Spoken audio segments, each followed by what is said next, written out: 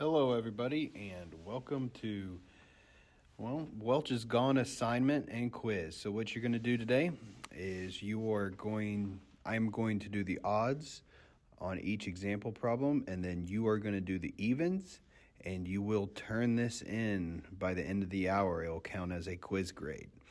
So here we go. We're just going to go ahead and start problem number one. What we're going to do is follow directions. It says for the following questions, graph the system to find the solution. So we're just graphing here.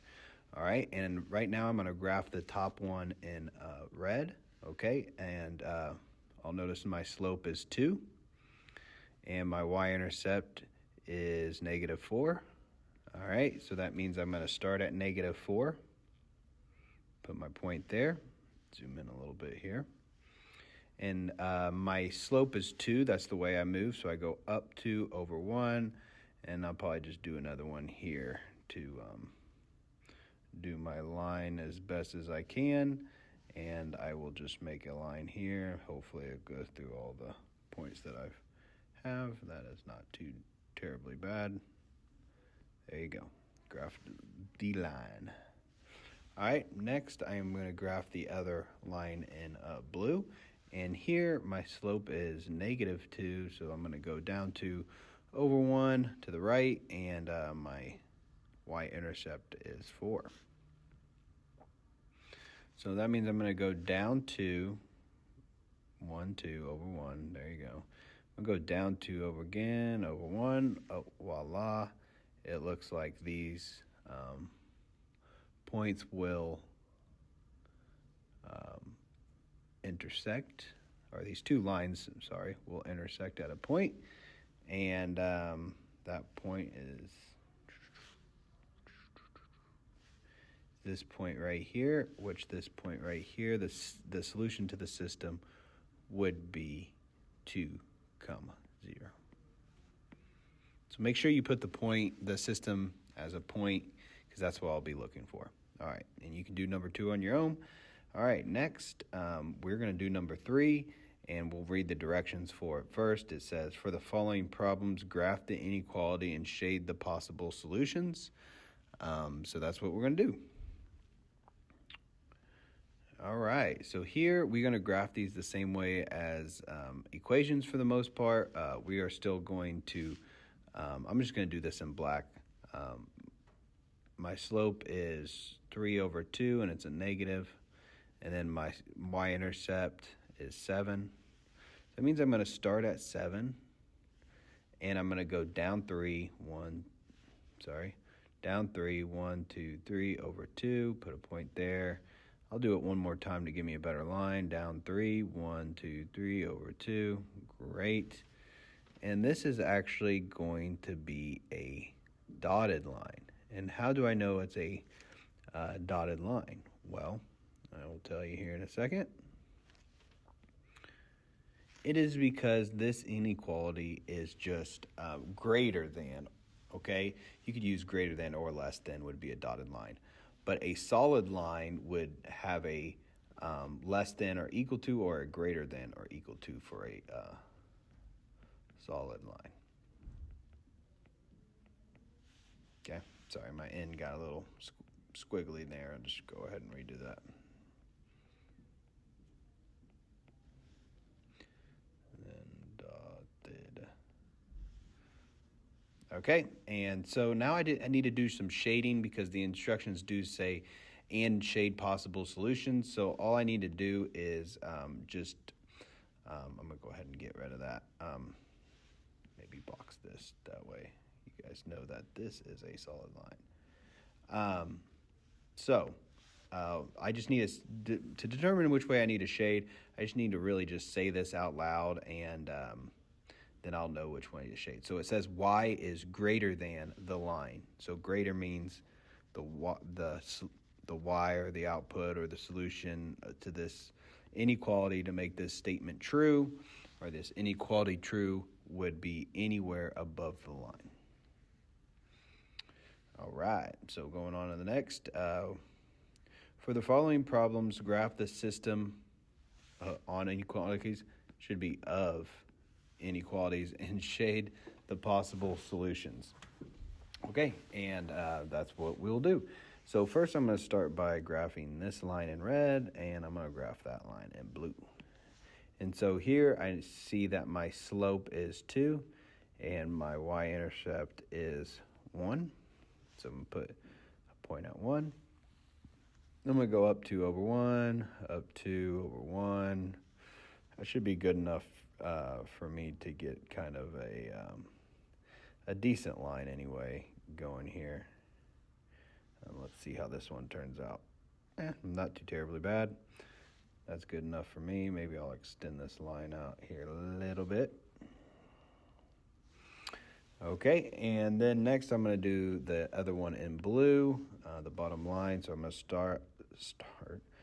Yes, I'm going to start at negative 3. I'm just going to start at negative 4, and it looks like I'm going to go down 3 over 1. 1, 2, 3 over 1. And then I'm going to just go up 3 over 1, 2, up 3 over 1.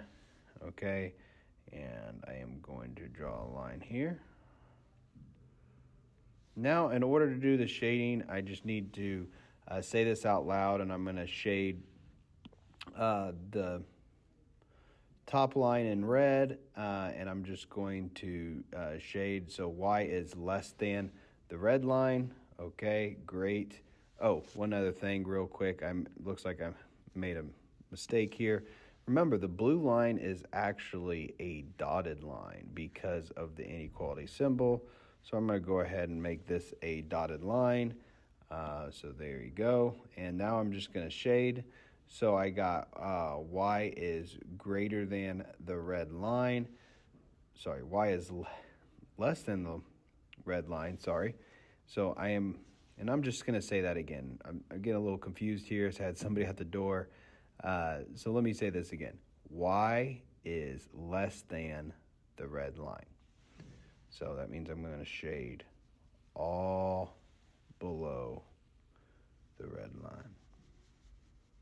And if you're using one color, you can just do this like a vertical shading, and then do your other one in a horizontal shading, and where they overlap is going to be the solution to the system. So I'm going to read my blue line now. Y is less than the blue line. So that's going to be kind of in this whole area right here. And then you're looking for the place of like double shading, or the place they overlap. And go ahead for your problems. Make sure you make this area kind of darker here, the place they overlap. So just make them darker. That way you can see where the solution to the system is. Okay, for number 7. Number 7 is what we did on Friday. So for the following problems, simplify the expression. So we're just simplifying here, meaning like we're just going to take an expression or a statement of some sort, and we're going to make it more simple.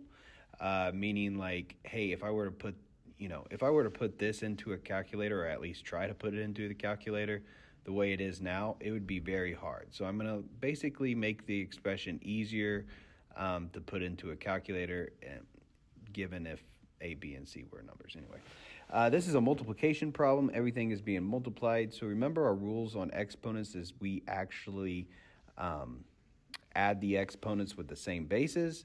And so what you're going to notice is I'm going to add those exponents. So A, I have 14 A's. And remember, I do my exponents and my variables first, and then I go back and do the numbers later. So next, I need to count how many B's I have. Remember, if it doesn't have an exponent above it, there's always a 1, implied 1. So here I have B to the 5th. And next, I am going to do my C's. Well, it looks like I only have one C, so I got C to the 5th. Next, I'm going to do 3 times 21 because it is a multiplication problem. So make sure you actually multiply those numbers together, which here is 63, and this is your final answer. All right, moving on to the next one. Next is division, and remember with division, it's basically subtraction of the exponents. But if you have it set up like this, I like to think of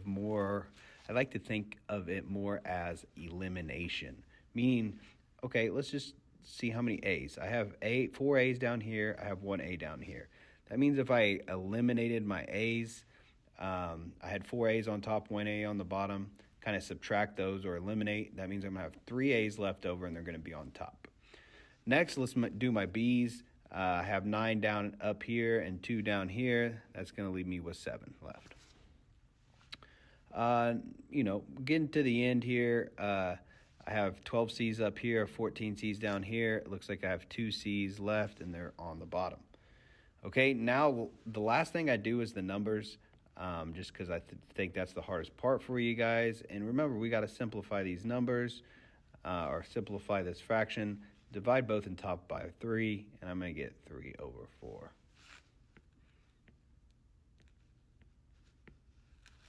So that is my final answer. Thank you. Go ahead and do all the evens and make sure you turn it in before the end of class. Thank you. Bye.